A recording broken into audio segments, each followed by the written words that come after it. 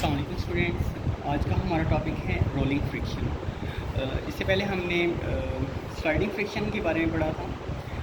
Rolling friction और sliding friction के दरमियान में क्या डिफरेंस है, इस चीज़ को आज डिस्कस करेंगे। और रोलिंग फ्रिक्शन को हम कहाँ पर इस्तेमाल करते हैं और प्रेफरेबली जो रोलिंग फ्रिक्शन है या जो रोलिंग ऑब्जेक्ट्स हैं उनको हम क्यों ज़्यादा जो है इंडस्ट्रियल लेवल पर जो है वो ज़्यादा प्रेफर क्यों करते हैं, उसकी रीज़न जो है वो भी डिस्कस करेंगे। तो अगर हम स्लाइडिंग फ्रिक्शन की बात करते हैं तो अगर दो ऑब्जेक्ट्स एक दूसरे की सरफेस के ऊपर जो हैं वो पड़े हुए हैं तो उनके दरमियान जो फ्रिक्शन होती है, जब यानी कि ऊपर वाला ऑब्जेक्ट जो है वो स्लाइड करेगा या मूव करेगा तो इनकी जो सरफेसेस हैं वो आपस में इन कंटेक्ट होंगी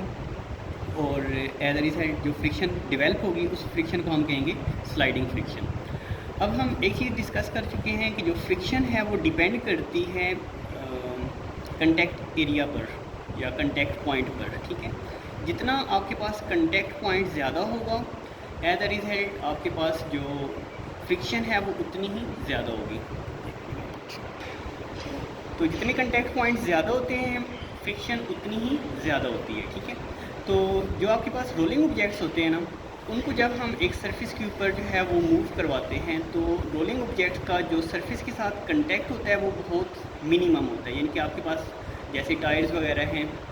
इनका जो ज़मीन के साथ जो कंटेक्ट होता है वो बहुत लेस होता है। तो lesser the contact point lesser will be the friction. ठीक है, और अगर हम स्लाइडिंग फ्रिक्शन की बात करते हैं तो उसमें आपके पास जो कंटेक्ट पॉइंट्स होते हैं वो ज़्यादा से ज़्यादा होते हैं। अब बेसिकली जब हम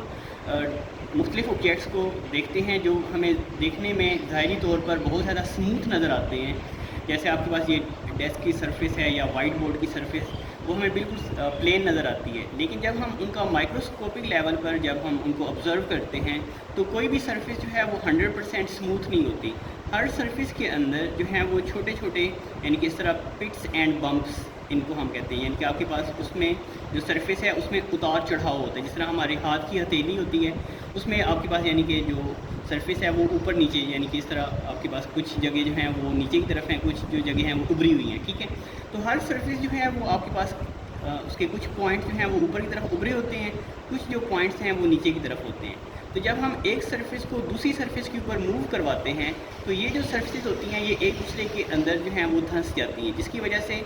एक ऑब्जेक्ट का दूसरी ऑब्जेक्ट के ऊपर मूव करना जो है वो थोड़ा सा यानी कि वो बैरियर्स आ जाते हैं, वो रुकावटें आ जाती हैं, जिसकी वजह से एक ऑब्जेक्ट जो है वो दूसरे ऑब्जेक्ट के ऊपर जब मूव करता है तो ये बैरियर्स जो हैं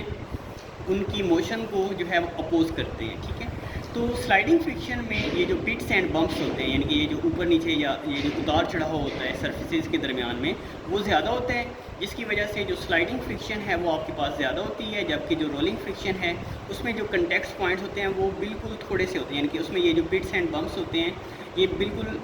ना होने के बराबर होते हैं, जिसकी वजह से जो रोलिंग ऑब्जेक्ट्स होते हैं वो आसानी से जो है वो मूव कर सकते हैं। जैसे अगर हम एक ऑब्जेक्ट जो है हमारे पास एक हैवी कार्टन है या हैवी बॉक्स है, उसको अगर हम फ्लोर के ऊपर मूव करवाएं और तो उसको बहुत ज़्यादा पुश करके हमें जो है वो मूव करवाना पड़ेगा। लेकिन अगर हम इसके नीचे जो है वो दो टायर्स लगा दें तो फिर हम इसको आसानी से जो है वो इस सरफेस के ऊपर जो है वो मूव करवा सकते हैं। ठीक है, यानी कि जब ये इस तरह बॉक्स यानी कि इसकी ये जो नीचे वाली सरफेस जब फ्लोर के साथ कांटेक्ट में थी तो उस वक्त इसके जो कांटेक्ट पॉइंट्स थे वो ज़्यादा से ज़्यादा थे। ठीक है, जिसकी वजह से इसको मूव करवाना हमारे लिए मुश्किल था। लेकिन जब हमने इसके नीचे ये छोटे छोटे टायर्स लगा दिए, जिस तरह वॉशिंग मशीन या जो आपके पास रूम कूलर्स होते हैं उनकी, या इस तरह आपके पास जो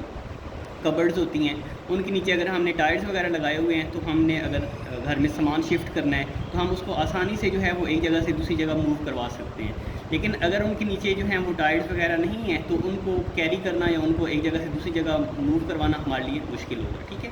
तो अब बेसिकली जो रोलिंग फ्रिक्शन है उसका ये जो किरदार है कि ये आपके पास बहुत यानी, और इसका एडवांटेज ये होता है कि ये हमारी एनर्जी लॉसेस को मिनिमाइज़ कर देती है। मीन्स कि जितने आपके पास कंटेक्ट पॉइंट कम होते हैं, जो आपके पास अपोजिंग फोर्सेस होती हैं वो कम होती हैं, जिसकी वजह से एनर्जी वेस्टिंग जो है वो कम हो जाती है। जबकि आपके पास जो स्लाइडिंग फ्रिक्शन है उसमें कंटेक्ट पॉइंट ज़्यादा होते हैं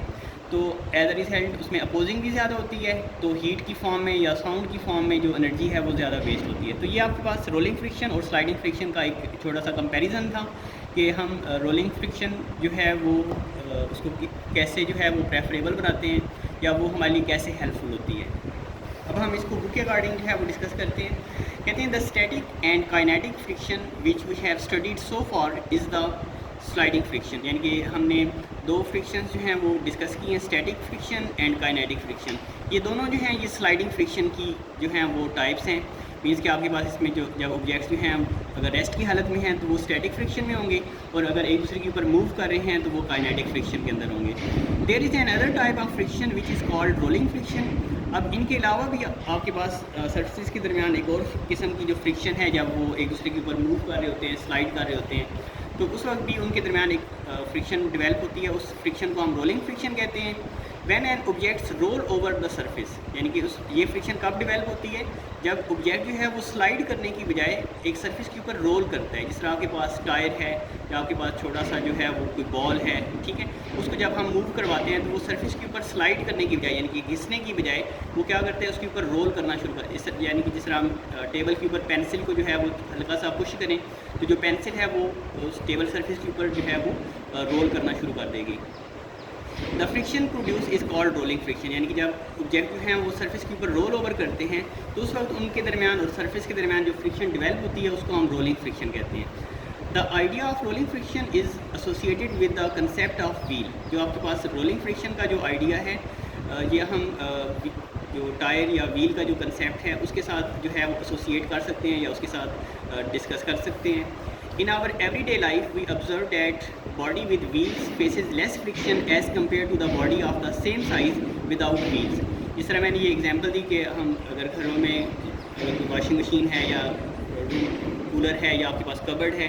तो अगर उस ऑब्जेक्ट के नीचे जो हैं वो टायर्स नहीं हैं तो उनको एक जगह से दूसरी जगह शिफ्ट करना या मूव करना हमारे लिए मुश्किल होता है। लेकिन अगर उसी साइज़ का अगर सेम ऑब्जेक्ट है और उसके नीचे जो हैं वो छोटे छोटे व्हील्स लगे हुए हैं तो उनको एक जगह से दूसरी जगह शिफ्ट करना या मूव करवाना हमारे लिए आसान होता है।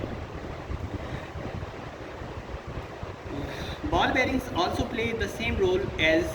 Is played by the wheels. इसके अलावा हम जो बॉल बेरिंग्स होते हैं, ये अगर आपके पास एक व्हील है यानी कि टायर है तो उसके एक्स जहाँ पर हमने इसको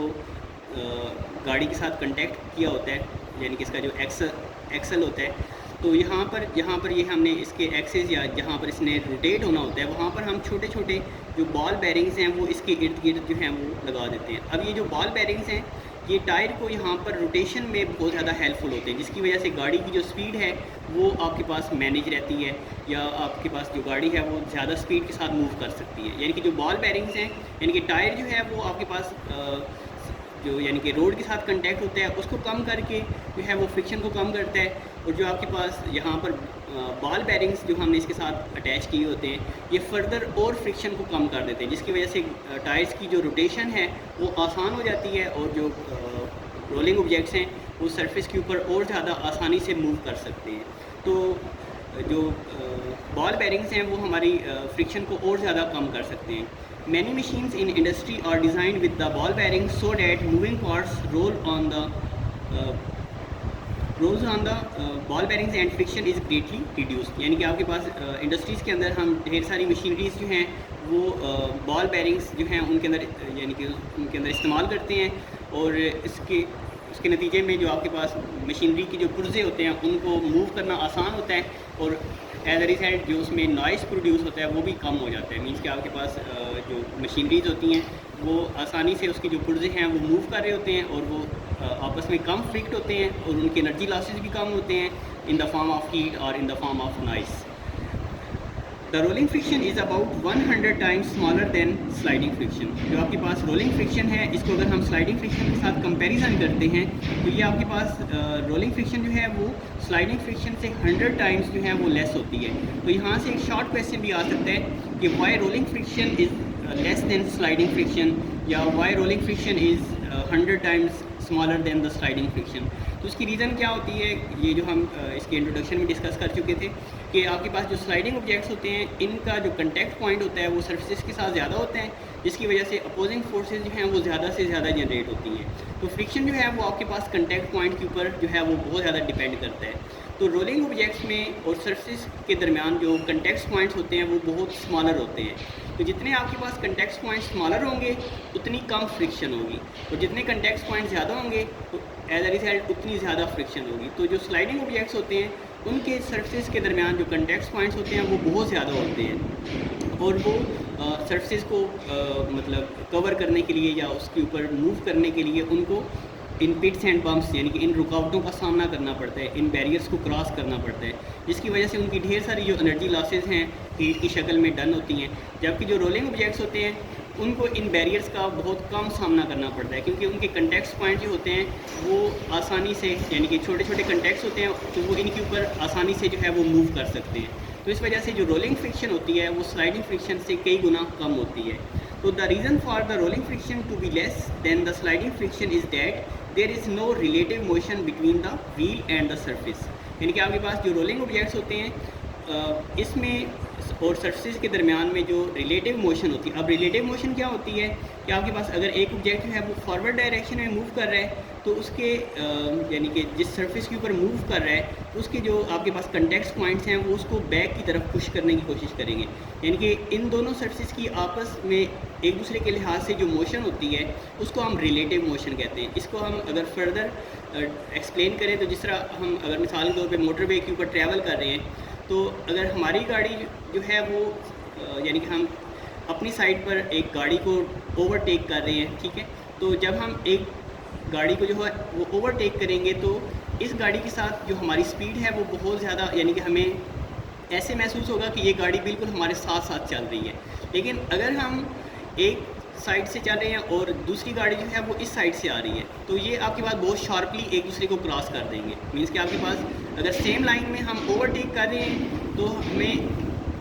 जो यानी कि इसकी जो मोशन है वो बहुत कम फील होगी। लेकिन अगर एक गाड़ी इस तरफ से जा रही है और एक गाड़ी इस तरफ से आ रही है, तो ये एक दूसरे को जब क्रॉस करेंगे तो ये बहुत तेज़ी से जो यानी कि ये मीन्स के मूवमेंट जो है वो हमें नज़र आएगी। तो ये जो आपके पास एक ऑब्जेक्ट की दूसरे ऑब्जेक्ट के लिहाज से जो मोशन होती है यानी कि वो क्रॉस भी हो सकती है और आमने सामने भी हो सकती है, इस मोशन को हम रिलेटिव मोशन कहते हैं। तो जो स्लाइडिंग ऑब्जेक्ट्स होते हैं इसमें जो आपके पास जो ऑब्जेक्ट्स होते हैं इनकी रिलेटिव मोशन यानी कि एक दूसरे के लिहाज से जो अपोजिंग मोशंस होती हैं वो ज़्यादा से ज़्यादा होती हैं, जिसकी वजह से ऑब्जेक्ट्स को स्लाइड करना या मूव करना थोड़ा मुश्किल हो जाता है। जबकि जो रोलिंग ऑब्जेक्ट्स होते हैं इनके लिए रिलेटिव मोशन जो हैं वो बहुत कम होती हैं, यानी कि इनको जो अपोजिंग मोशंस या अपोजिंग फोर्सेस जो हैं उनका बहुत कम सामना करना पड़ता है, जिसकी वजह से जो रोलिंग ऑब्जेक्ट्स हैं या रोलिंग फ्रिक्शन जो होती है वो बहुत ज़्यादा कम होती है।